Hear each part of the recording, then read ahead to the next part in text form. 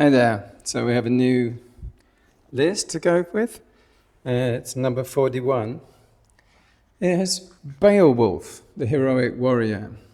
Shirley Conran, the author of Superwoman. L. Ron Hubbard, Dianetics and Scientology founder. Shirley MacLaine, metaphysical explorer. Johannes Gutenberg, who is inventor of movable type. Werner Erhard, EST training founder. Otto von Bismarck, political unifier and warlord. Nimrod, the mighty hunter god. Johan Valentin Andrea, he was a Rosicrucian mystic. Beowulf and Shirley Conran meet the Buddha. The heroic warrior versus the author of Superwoman. Contrast in persona. Beowulf, the legendary hero from the Old English epic Beowulf, circa 700 CE, 700 CE, known for his unmatched bravery. He faces Grendel's mother, and a dragon to protect his people and achieve eternal glory. Beowulf famously declared, "Fake goes ever as fake goes must." Shirley Conran, another British author and journalist, best known for her book Superwoman, 1975, which provided practical advice for women balancing work, family, and personal life. She famously said, "Life is too short to stuff a mushroom." Beowulf represents physical strength and honor, while Conran embodies modern empowerment and practicality. Quirk and drive. Beowulf, his quirk is his unrelenting focus on glory and fate, often leaving wisdom behind in his quest for heroism. Conran, her charm lies in her witty pragmatism and her ability to inspire women to take charge of their lives. The Buddha might note, one is bound by fate, the other strives for control. Both must learn to let go.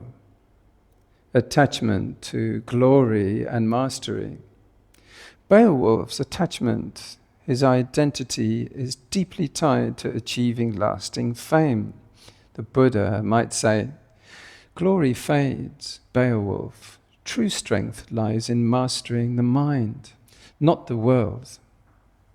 Conran's attachments, her focus on practical mastery might lead the Buddha to advise, practicality is wise, but let go of striving for control. Balance is the key to peace. Sudha connection. The Dhammapada, verse 153, applies to both. Through many words I wandered, seeking but not finding the seeker of the builder of this house. Suffering is born from craving. Imagine dialogue. Beowulf, Master, how can a warrior find meaning without seeking glory? The Buddha, Beowulf, meaning comes not from glory, but from understanding. Act with compassion, free from desire for legacy. Conran, Master, can one balance life without striving for perfection? The Buddha, Conran, balance is not in perfection, but in letting go of what binds. He is free of binding, sees clearly. Beowulf's quest for eternal fame contrasts with Conran's practical approach to modern challenges. The Buddha's teaching saw both a path to liberation by transcending attachment, whether to glory or to control, and embracing the present moment. Our next pair, an interesting pair. L. Ron Hubbard, Dianetics and Scientology. Shirley MacLaine, inspiring herself through metaphysics. They meet the Buddha. The founder of Scientology versus the metaphysical explorer. Contrast in persona. L. Ron Hubbard, born in 1911. Hubbard was an American author and founder of Scientology, a controversial movement blending pseudoscience, self-help, and spiritual elements. Known for his book, Dianetics, he said, "Man's search for happiness is the search for himself." Shirley MacLaine, born in 1934, MacLaine is an actress and New Age spiritualist, known for her metaphysical explorations. She often discusses reincarnation, past lives, and higher consciousness. She famously stated, "We are not victims of the world we seek. We are victims of the way we see the world." Hubbard represents the creation of a new, structured belief system, while MacLaine embodies a more fluid, personal spiritual journey. Quirk and drive. Hubbard. His quirk was his audacity in blending fiction with spiritual ideology, creating a system that claimed universal truths. MacLaine. Her charm lies in her openness to unconventional ideas and her passion for exploring the unknown. The Buddha might say, one seeks to build a system, the other seeks to transcend it. Truth is found in neither, but in letting go of self. Attachment to systems and experiences. Hubbard's attachment, his identity revolved around creating a structured belief system for others to follow. The Buddha might caution, clinging to systems binds the mind. True liberation comes from seeing beyond forms. MacLaine's attachment, her fascination with metaphysical experiences might lead the Buddha to advise, experiences are fleeting. Wisdom comes from understanding their impermanence. Sutta connection. The Kalama Sutta, AN 3.65, which encourages critical inquiry and personal investigation of truth, could address both. Do not go by reports, traditions, or hearsay, but when you know for yourself, these things are wholesome, then accept them. Imagine dialogue. Hubbard, Master, is it not noble to create a system to guide others to happiness? The Buddha, Hubbard, systems are tools, not truths. Teach without attachment to forms, and let others find freedom for themselves. MacLaine, Master, are our past lives and spiritual journeys keys to understanding the self? The Buddha, MacLaine, past lives are but shadows. True understanding arises when the mind is freed from craving for self. In summary, Hubbard's structured belief system contrasts with MacLaine's explorative spirituality. The Buddha's teaching suggests that freedom arises not from creating or chasing systems, but from letting go of attachments and seeing the nature of reality as it is. An interesting mix. Let's try a new pair, and they are involved in printing and again self improvement, helping similarly. Johannes Gutenberg and Werner Erhard meet the Buddha, the inventor of movable type versus the Est trainer. Contrast in persona. Johannes Gutenberg, born circa 1400 in Mainz, Germany. Gutenberg invented the movable type printing press, revolutionizing the spread of knowledge in Europe. His invention facilitated mass communication, enabling the dissemination of texts like the Bible.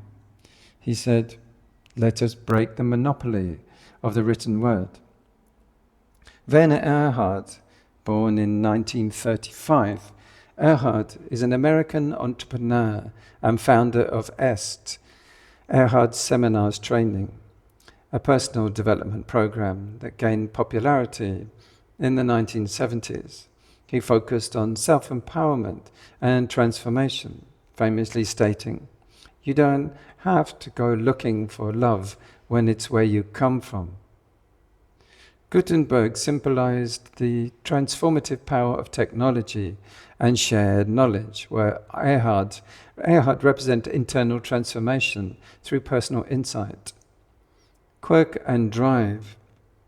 Gutenberg, his quirk was his quiet determination and innovation, which disrupted centuries of tradition and reshaped history. Erhard, known for his dramatic and confrontational training sessions, his charm lies in his ability to challenge people to rethink their limits. The Buddha might observe, one spreads knowledge externally, the other seeks transformation internally.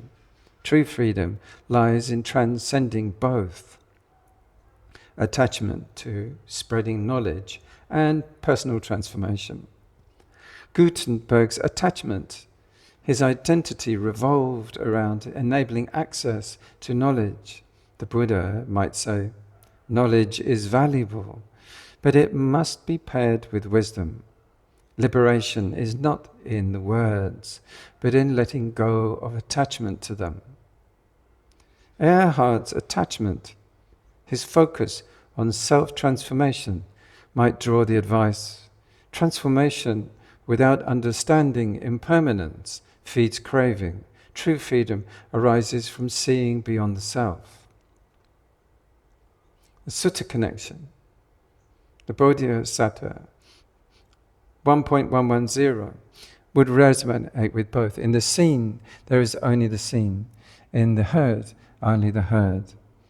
With no clinging, freedom is realized. Bahiya Sutta. Imagine dialogue. Gutenberg, Master, does spreading knowledge help liberate others? The Buddha, Gutenberg, knowledge spreads seeds of wisdom, but liberation is found when the mind is freed from clinging to ideas. Erhard, Master, can personal transformation bring lasting happiness? The Buddha, Erhard, transformation begins when you see that the self is impermanent. The lasting happiness arises from letting go of self-view.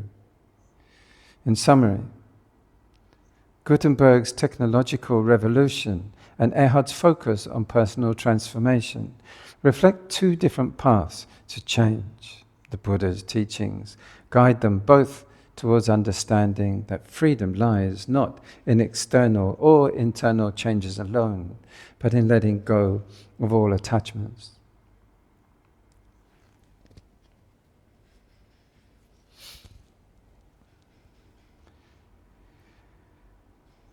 Next, we have our next guests to be with the Buddha. They're going to be Otto von Bismarck and Nimrod meeting the Buddha. The Chancellor versus the mighty hunter. Contrast in persona. Otto von Bismarck, born in 1858 in Prussia. Bismarck was a statesman known as the Chancellor, unified Germany through diplomacy and war, establishing it as a European power. He famously declared, "Politics is the art of the possible." Nimrod, a biblical figure described as a mighty hunter and the founder of cities like Babel. Nimrod is often associated with power, ambition, and rebellion against divine authority. Genesis 10:9 describes him as a mighty hunter before the Lord. Bismarck represents calculated pragmatism in service of statecraft, while Nimrod symbolizes raw power and unchecked ambition. Quirk and drive.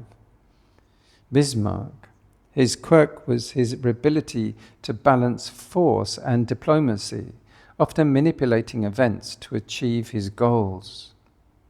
Nimrod, known for his legendary prowess and boldness, Nimrod's charm lies in his larger-than-life presence and ambition to dominate. The Buddha might observe, one wields power with strategy, the other with force. Both must learn that power is impermanent. Attachment to control and power. Bismarck's attachment, his identity was tied to unifying Germany and controlling political outcomes. The Buddha might say, control is fleeting. Bismarck, true unity arises when the heart is free from clinging. Nimrod's attachment, his pursuit of dominance, might lead the Buddha to advise. Dominance blinds the mind. Freedom lies not in conquest, but in letting go of the need to rule. Sutta connection. The Chakravarti Sihanada Sutta, 20, Nikaya 26, on the just ruler, applies to both. A ruler governs with compassion and wisdom, brings harmony, not suffering. Imagine a dialogue. Bismarck, Master, how can a leader maintain peace in a world of conflict? The Buddha, Bismarck, peace begins in the mind of the leader, governed with wisdom and compassion, free from greed and hatred. Nimrod, Master, is it wrong to seek greatness through strength? The Buddha, Nimrod, true greatness lies not in strength, but in freeing the heart from craving for power. In summary, Bismarck's strategic statecraft and Nimrod's raw ambition highlight different paths of power. The Buddha's teachings steer both towards recognizing the impermanence of control and the liberation found in wisdom and compassion. Next, continue. Johan, Valentin, Andrea. He wrote The Chemical Wedding of Christian Rosicrucian. He was a Rosicrucian. Johan, Valentin, Andrea, and Beowulf. His Rosicrucian mystic versus the heroic warrior. Contrasting persona. Johann Valentin Andrea. Born in 1886 in Germany, Andrea was a theologian, mystic, and the alleged author of the Chemical Wedding of Christian Rosicrucians. Key texts in Rosicrucianism blended esoteric Christian mysticism with themes of spiritual alchemy and transformation. Andrea is quoted as saying, "The way of wisdom is the way of peace." Beowulf, he came back in again, legendary Old English heroic warrior, embodies the archetype of the hero who seeks glory through combat, known for battling Grendel and the dragon. Beowulf famously said, "It is always better to avenge than to indulge in mourning." Andrea's mystical introspection is contrast with external heroism and physical bravery of Beowulf. Quirk and drive. Andrea, his quirk was his ability to combine Christian mysticism with allegorical storytelling. A legacy of secrecy and mystical aspiration. Beowulf, his charm lies in his relentless courage and loyalty, though his desire for glory clouded his judgment, the Buddha might observe. One seeks transformation through symbolism, the other through strength. Both must look inward for liberation. Attachment to mysticism and glory. Andrea's attachment, his focus on mysticism and spirituality secrets, might draw the Buddha's advice. Symbols and rituals are tools, Andrea, not the truth. Let go of forms and see clearly. Beowulf's attachment, his pursuit of glory, could be met with, glory is impermanent, Beowulf. Truth, courage, is found in mastering the mind, not the battlefield. Sutta connection. The Anatta Lakkhana Sutta SN 22.59, which teaches non-self, could resonate with both form, feeling, perception, volition, and consciousness are not self. By understanding this, one is freed from all attachments. Imagine dialogue. Andrea, Master, can symbols and allegories lead us to enlightenment? The Buddha, Andrea, symbols point the way, but freedom lies in letting go of all constructs. See reality directly. Beowulf, Master, is it wrong to seek honor through battle? The Buddha, Beowulf, honor sought in battle fades. True strength is found in freeing the mind from craving hatred and delusion. Summary.